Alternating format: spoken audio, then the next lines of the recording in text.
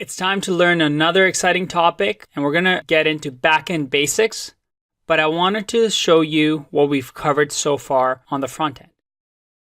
We've started with this diagram of asking for whoisgoogle.com and going through the ISP, asking the domain name server for the IP address.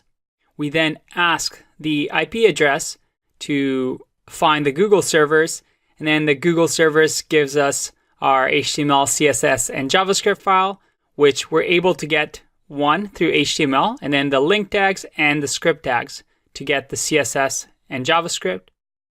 The browser reads the file for us, the HTML and CSS, and the V8 engine, or the JavaScript engine of the browser, uses it to read the JavaScript, and we manipulate the DOM using JavaScript.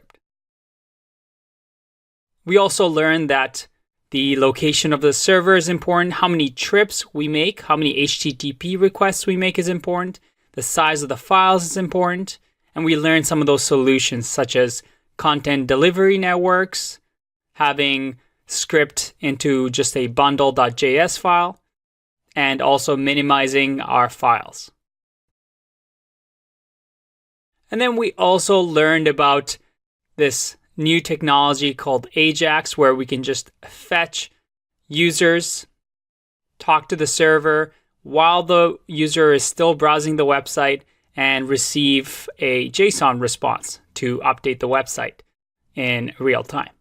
And this picture that we started with looks a lot clearer than in that first video, doesn't it? We understand what a front-end developer does. We see the power of React. And we also know that these arrows simply mean HTTP requests, a language that both front-end and back-end can speak. And using Ajax and JSON, we're able to do it dynamically. Now, the back-end and the role of a back-end developer. They're the ones that are in charge of working with servers and databases. And a server is responsible for whatever you get in the browser. I can ask from the browser anything, such as go to google.com. But at the end of the day, the web server can just give me whatever it wants. If it's going to just send me to twitter.com instead of google.com, well, that's up to the server. Whatever we need, we just make the request and we hope that the server gives us what we asked for. And if you remember, a server is just a computer that's somewhere in the world just listening to this HTTP connection, asking to see if we have any files. The most basic of servers, and you might have used this before, maybe using HostGator, a hosting site, or even WordPress sites, and putting them on HostGator. It uses something called a LAMP stack. This was what was useful for the most basic of websites. That is, you just want a simple information website, maybe a simple WordPress website, where nothing complex is happening. Nothing professional, really. What they used was a Linux server, which is the operating system. Just like I have Mac, Linux will be the operating system of the server. We have Apache server. Apache is a server, again, a program written by somebody that is really, really good at just accepting requests and sending out responses of files. We had MySQL, which is database. Maybe you had a comment section in your blog and you needed to store that data. That would be the database. And then we had the PHP, which was just a language that you can use to have a bit of logic in your servers. And the server, just like your computer, had a file system where all the files of your website are stored. And Apache just did that. Just listen to see if anybody entered funfunwebsite.com into the URL. If it got that request, it will just default give you index.html.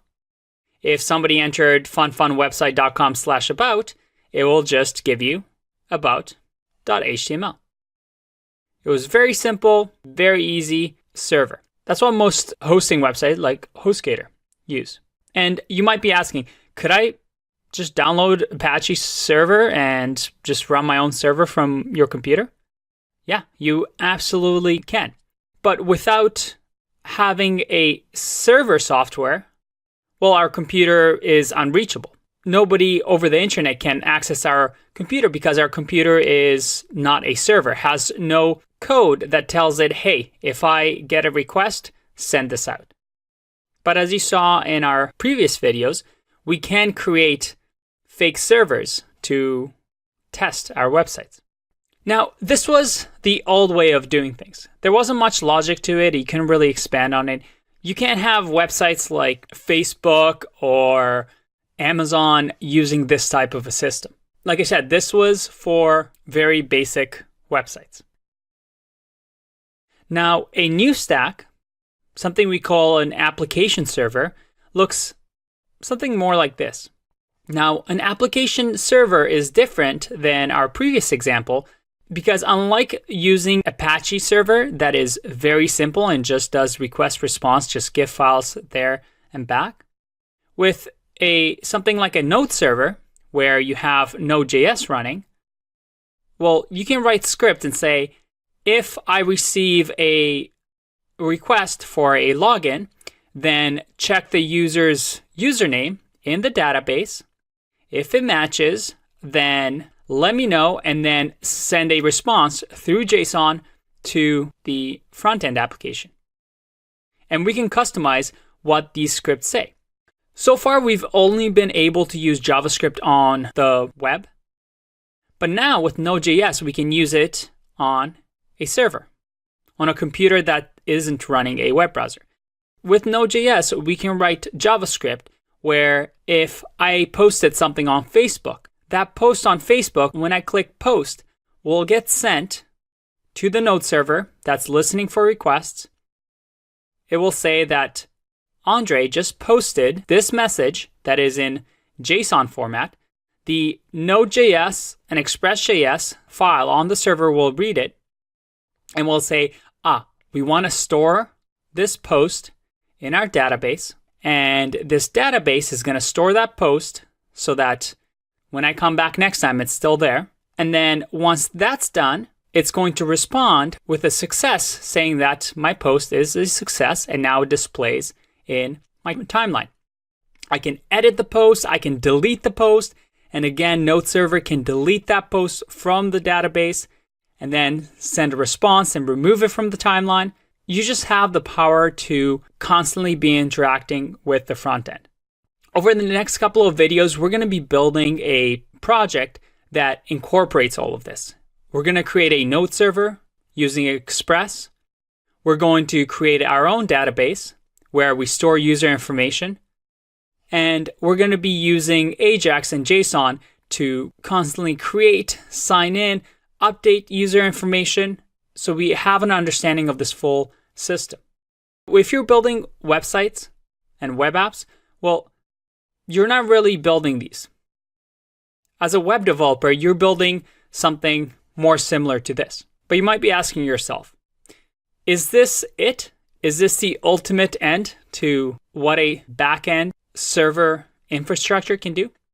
Well, no, if you're Facebook or Twitter or Amazon, you would do something like this. And don't get too worried here. We can explain what's going on. You are just making copies of your computer. So think of each of these rectangles as a computer. And because Facebook gets a lot of people, it makes a copy of their server and put it maybe in Asia and one in Africa so that everybody from Asia can access this one and everybody from Africa can access this one instead of having everybody access one server and overload the system. Because they have the same server, is just copying these files and putting it on a server somewhere else. That's it. And that's what we call scaling. But they also still use the same database so that if from this server somebody updates the information, well, this person over here who uses this server, this user will still have access to the information that person using this server updated. And then finally, you have something called a load balancer. And this is similar to what Apache or Nginx would do, where it listens for an HTTP request and it notices that, this one over here in North America is really, really busy right now. I'm going to transfer this person to this server over here, and just balances the load of the servers. And you can keep growing this, having more and more servers as you have more and more users. And finally, you can even have multiple databases. Again, these squares each represent a computer. A computer that's running a database, a computer that's running a server, a computer that's running a load balancer. And you can have multiple databases, again, so that they don't get overwhelmed with all these requests, and each one maintains a copy of the other. And this is something that we'll talk more when we get to the node section and database section. But I wanted to show you the idea behind servers. To work with the backend, the main goal is to make sure that when we make an HTTP request from the front end, that we get a response back as fast as possible with correct data. And that is what backend development is, making sure that we return those resources so that our front end team can be confident that we are going to receive exactly what we need. So I want you to get excited, because over the next sections, we're going to be focusing on the backend as well as the front end. We're going to build an app that uses all of these technologies in one place, so you know exactly how everything is connected. And you have an idea of how to go from something like this to one day having something like this. I'll see you in the next one. Bye-bye.